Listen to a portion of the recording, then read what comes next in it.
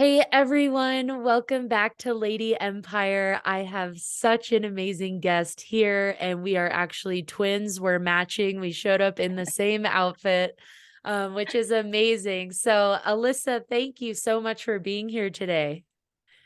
Hi, Elle. Thank you so much for having me. I'm excited.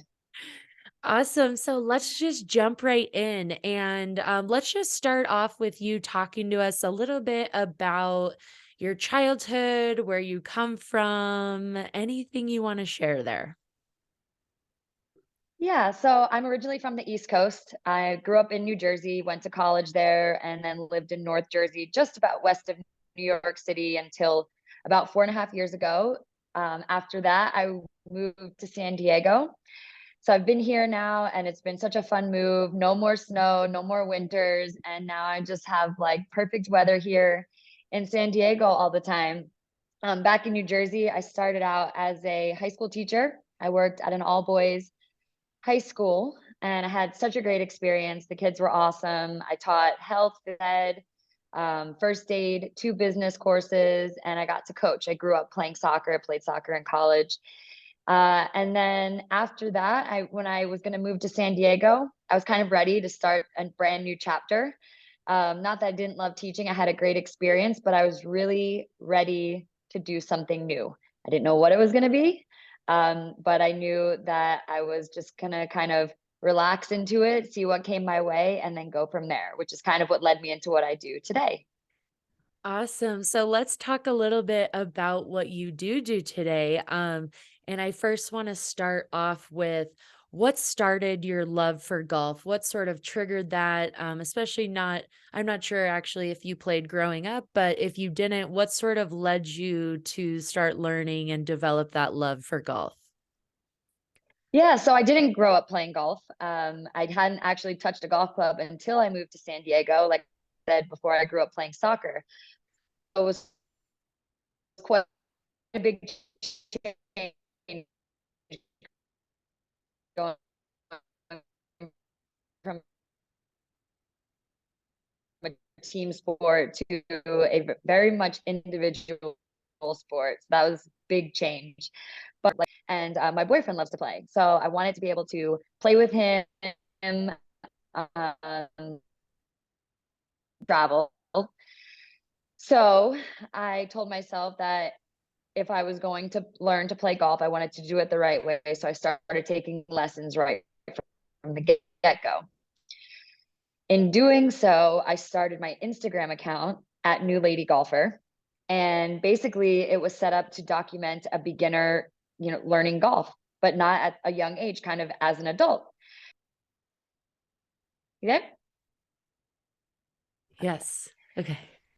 So I started the account and it was just basically all things beginner golf, and it got some nice momentum, and I got a couple really great media opportunities to work in the golf space early on in starting my Instagram, which is what helped me go from the girl that was on Instagram showing she's learning golf to now working in the media space. Gotcha. So, how did you sort of get over that intimidation of it really being a male dominated sport, right? I feel like a lot of women are scared to even go to a golf course, let alone pick up a club, right? So, talk to us a little bit Yeah. about how you got over that intimidation factor. I want to say at times I'm more intimidated now, 4 years in.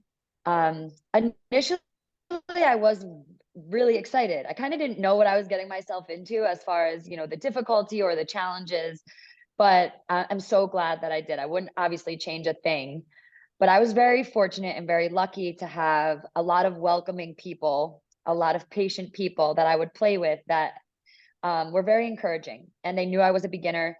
And I think they also understand how difficult the sport is.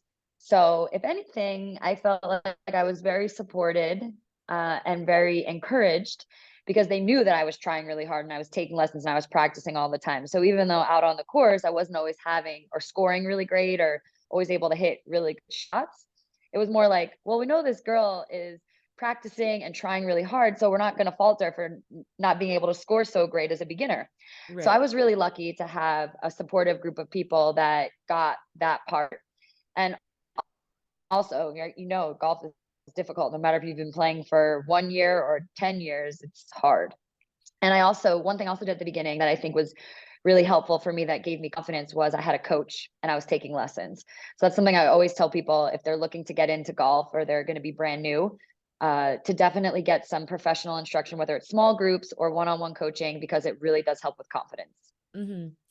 Absolutely. And I was going to bring that up later on. I saw that you had started taking lessons and wanted to ask, truly how important you think that is, especially for new beginners or especially just for females in general, trying to get used to being in this environment and involved in the sport in general. So everyone get out there and take some lessons. Yeah, I think it's crucial. I think it's crucial. The golf swing, as easy as it looks and as effortless as the professionals make it look, we have a way of making it a lot more complicated than it is. But when you have a coach and you have somebody teaching you how to do it the right way, it's obviously very helpful, because what a lot of people end up doing is they don't get taught necessarily the right way, and then they kind of build in bad habits, or they just get in, a certain swing ingrained in their, just muscle memory, that it becomes really difficult to undo those bad habits. So if you're kind of a blank canvas from the beginning and you work with a coach, they can sort of build your golf swing from the ground up and do it the right way from day one. Right. And I wanted to jump back to the point you brought up about being involved with the right people, right? And it kind of brought me back to this story. I actually love to play golf too, and kind of grew up in a golf family. So one time I was just going to play golf with my dad, and we of course got paired up with two other men. So automatically I was already intimidated. I was the only female, not very good, right? I don't even think I've broke 100 yet. So so I'm like That's I'm like okay. I'm like, "They're gonna think I suck, they're gonna judge my swing," right? And you're just thinking of all these things, and I remember, everyone goes up to the tee box and kinda chats and, you meet each other and, you're chatting, and so I kinda stayed back, just it was just instinct because I was so uncomfortable, and my dad's like, "No, like, you get up here, you, like, have confidence, get up on the tee Yeah. box, talk to these guys." And so that's always stuck with me of like, "No, I deserve to be up here too, and I Mhm. shouldn't feel like I have to stay back and kind of be on my own," you know? Absolutely. And you know what's funny about golf is everybody is so focused on their own game and their own score and their own shots and like finding their own ball, that a lot of times we're putting these expectations and pressures on ourselves. Nobody else really has expectations of us or anything. And like I couldn't even tell you, obviously I'm rooting whenever I play with people, I'm always rooting for them, cheering for them, like saying nice shot. But I Right. really don't know what they're scoring. Like it was funny. Yesterday I was playing with my friend and I hit like a good shot onto the green and then made the putt. And she goes, "Oh, was that a birdie?" And I was like, "No, that was a bogey." And like Yeah. she didn't know like how many shots I had hit, like so people aren't just watching you, they're kind of worrying about their own game. So we put these pressures and expectations on ourselves when nobody else is really paying that much attention. Right, right. Yeah, So that was one thing I had to constantly remind myself, like it's yeah. okay. Yeah, and no one cares. Yeah, like you said, they're doing their Yeah, own thing, they're not analyzing what you're doing. So, that's a good right. point. I love that. So talk to us about some of these different events that you've hosted. I saw you did an LGP or LPGA event, the Kia Classic at Torrey Pines. If our listeners don't know, Torrey Pines is a very, very famous course. So talk to us a little bit about some of these different events that you've been working on. So the LPGA event that we have here in San Diego is actually held at Aviara Golf Club in Carlsbad, which is a stunning course. But the Farmers Insurance Open, which is a PGA Tour event for the men, is held at Torrey Pines. Got it. So that event is just spectacular. I'm coming up on my 4th year of a role that they've termed social media host. That tournament is held the end of January every year, and Torrey Pines and the Pacific Ocean it's just the perfect stage for the event and always has a great crowd. It's such a fun event because it draws not only the golf crowd, but the California lifestyle crowd, the people that love to be out in the sunshine. They like to socialize, maybe have some cocktails, and check out the golf that's going on around the course. So I just love being a part of this event. It's so well run. I love the team that works so hard all year behind the scenes. They're a pleasure to work with. And then you have this great sponsor in Farmers Insurance and the PGA Tour. So it's just a great event. I love being a part of it, and my role there is to really be that intermediary person to get the fans and all of our guests that will be on course all of the information that they need, from stuff as simple as where Uber and rideshare drops off to where they can get different cocktails around the course or the best places to watch the golf, things like that. So my role is really about fan engagement, which is really fun for me because I love seeing our guests on course have a great time. Yeah, that's such a fun position. I love that so much. And do you think a lot of that stemmed from just what you've been able to create on Instagram and through your own social media? I mean, how did these organizations even find you and see what you were working on prior? Yes, social media, when used in the right ways, I think is such a great tool. I mean, it is really the sole source of my success or my ability to have transition from just a girl learning a sport on social media to actually now building a media career. And I just think I'm so grateful. I'm so grateful. So one thing I think that really helped was when I was starting the Instagram, was that I had a very clear content strategy, and obviously I stayed very focused on that content strategy, and then just made sure that I stayed very genuine in everything that I posted. So ideally, I would like, if you met me in person, you would be like, that's the exact same girl that I see on social media every Right. single day. So I'm thinking that with, great the laser focused content strategy, and also just work being genuine and being myself on my social media posts, whether it's story or feed or now reels, that is the draw for brands, that I'm attracting the brands and the companies that align with me and want to work with me. Right.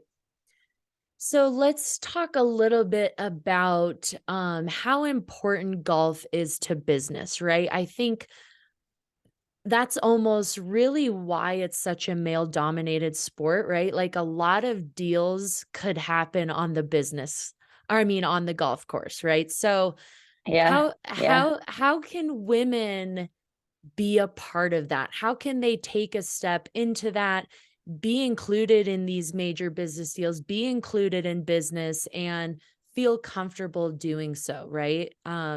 Yeah. Can you shed You're some exactly light on right. that?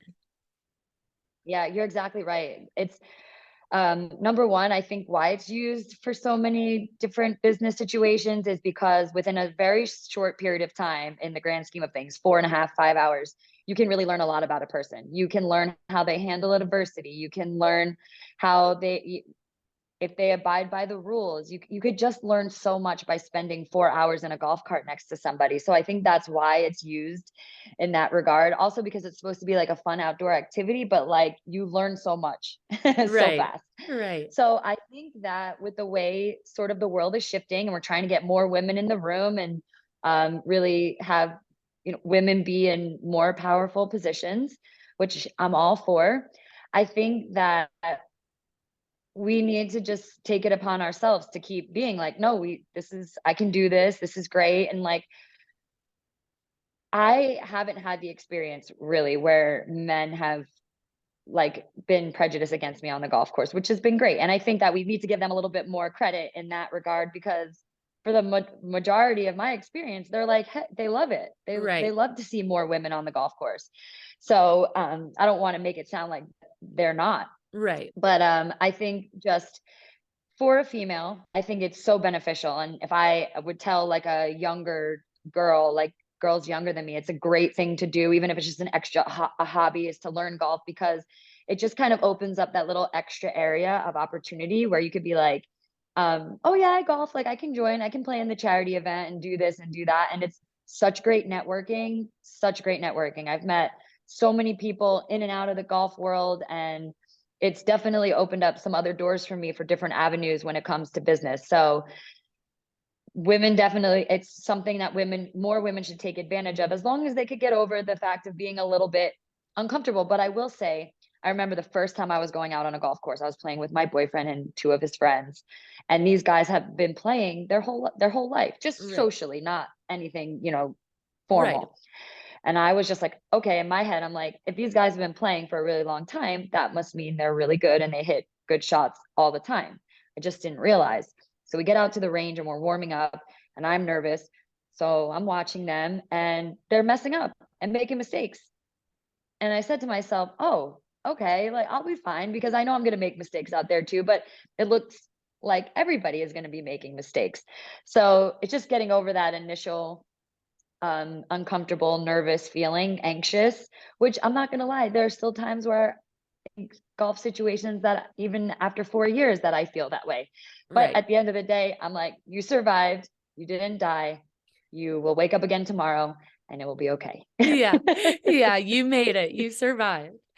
Yeah, But yeah, like you it's bring okay. yeah. You bring up such a great point about the networking piece too. And I even am thinking back to this trade show that we had for my job previously. And like, it's a 3-day long thing and there's different events. And the first event, they were like, oh yeah, you can come golfing, you can create groups and teams and go golfing, right? Um and so our manager reached out to our team. He's like, oh, like, we can start setting up our groups for golf. And it was interesting to see, like, how the females sort of backed away, and they're like, "Oh, like, we don't golf, we can't be a part of this event, we can't participate," right? And I just felt, like, so lucky to have grown up playing golf and being like, "Oh, yeah, I can join, like, I love golf, I wanna play."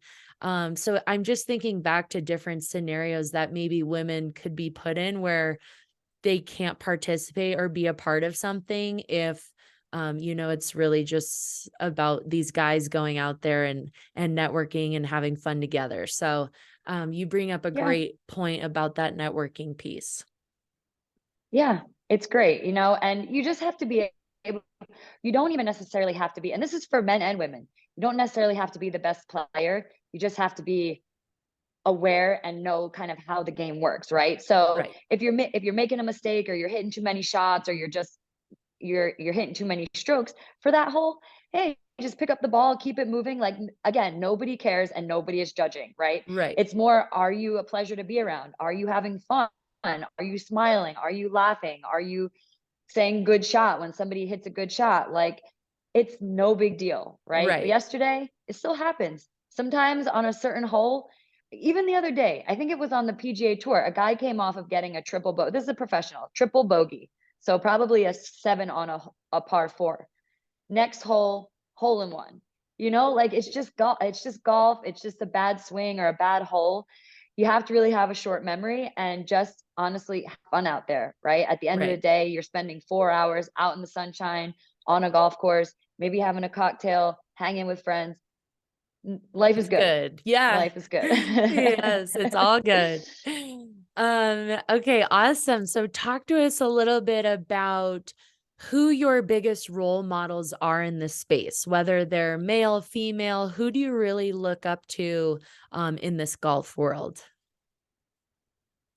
So, from a golf media standpoint, I am part of an agency called the Digital Golf Collective. And I think that we have some really talented creators and golfers in our agency. So, I look to people that I work with, whether they're in the golf space or not, just really talented, creative creators on the social media platforms. I just try to draw inspiration from them. I always talk about her when people ask me this question, Tisha Allen. She's in the golf space, former pro turned golf media personality, just crushes it on TikTok and Instagram. And she's just so thoughtful and creative behind the content pieces that she comes up with. So I just love looking at social media and finding creators that are really talented, really unique in their approach and style. And I just love to draw inspiration from different trends that are going on there. I try to replicate that, but bring my own spin on it, you know? Right. Otherwise there wouldn't be trends if we were always completely coming up with unique content. But yeah, just whether it's golf space or not, I just love to look on social media, admire what people are doing, and then the ones that really speak to me, try to, you know, draw inspiration from their content. So it's Mhm. really fun in that regard, trying to come up with new things all the time and staying relevant, being entertaining, educational, right? Serving my audience because that is why they're there. And understanding the type of content that they're looking for as I'm like going through my own creative process. Because my main thing from day one was I'm a beginner golfer, but I'm going to take you along on the journey, and I'm going to, you know, hopefully throw out information that helps you too. Right. So I love staying true to that content strategy that I mentioned before. But I mean, when I'm scrolling TikTok sometimes and literally just being a consumer, people are funny and Yeah. so creative. And the things that they come up with, I'm just like, oh my gosh, that is good. Yeah. You know, I love when I come across that one piece, or, you know, it's just somebody's video that just makes me laugh out loud. I love it. I I love know. it. I know, and TikTok, you can really get down in a hole there. I've been there. I'm like, "Am I Oh on, yeah. like, hour 2 or 3 of just Yeah. sitting here scrolling through all this stuff?" Oh yeah. Uh, I call it the real rabbit hole. it is. Oh, that's so Yeah. funny. So, Yeah. I know we talked a lot about how huge lessons are, for new beginners. Do you have any other advice for young women, any aged women who want to start playing golf? They don't know where to start. They don't know what to do. What's your best advice for them? So after the lesson advice, whether it's small group or one-on-one lessons, because I started in a small group. And then I think that that's kind of what helped. Once I got enough confidence and built up enough skill level, I was then ready to move on to the one-on-one. So sometimes a group can be a little bit more informal and you feel less pressure because that way you don't have a coach's eyes just staring at you, just you. It's more in a small group environment. I feel on social media there are a ton of ladies groups. There are a lot of women out there that are trying to start golf groups just for women. Hmm. And I think that that's amazing. And I'm seeing more and more pop up. I know a girl here in San Diego who does one called Babes Golf. I know a girl named Tori in Arizona. She does women like golf clinics, women's golf trips. And then even over in the UK, there's a group called Scratch Women, and they're just popping up everywhere. So if you look for them or kind of see what's going on in your community, again, social media is such a great tool for that.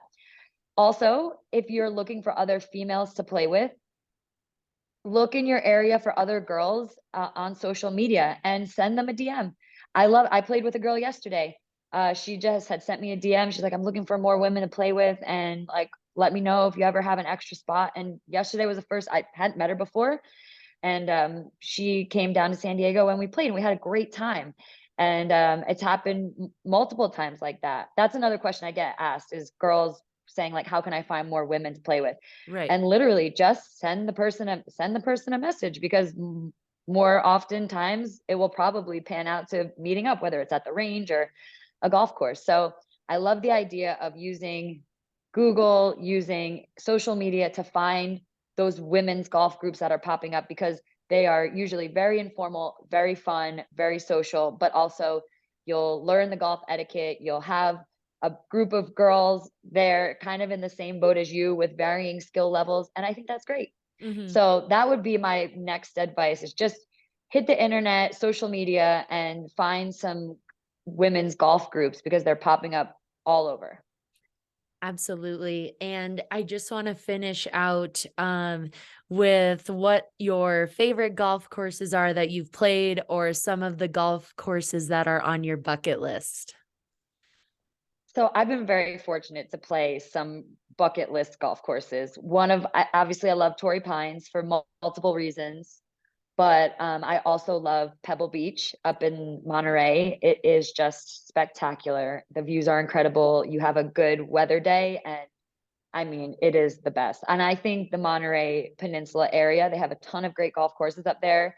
Uh, like I said, weather's good. You can't beat the golf up there. Uh, Bucket list. Really, what's left is, I mean, dream course is Augusta Mhm, National, right, in Georgia, mhm. where they hold the Masters. Um, that's the main one on my bucket list. I'm manifesting that, I'm sourcing it, and I hope that one day I get that invite to be able to get on there.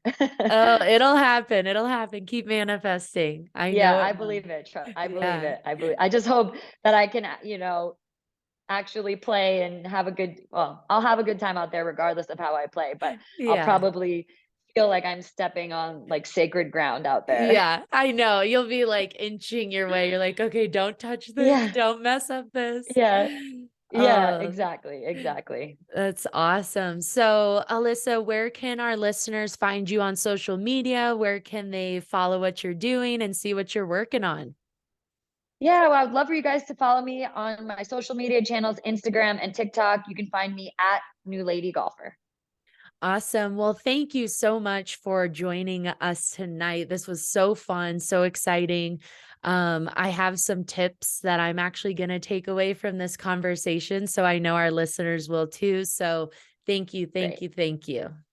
Absolutely. Thank you so much for having me, Ella. I really appreciate it. It was fun.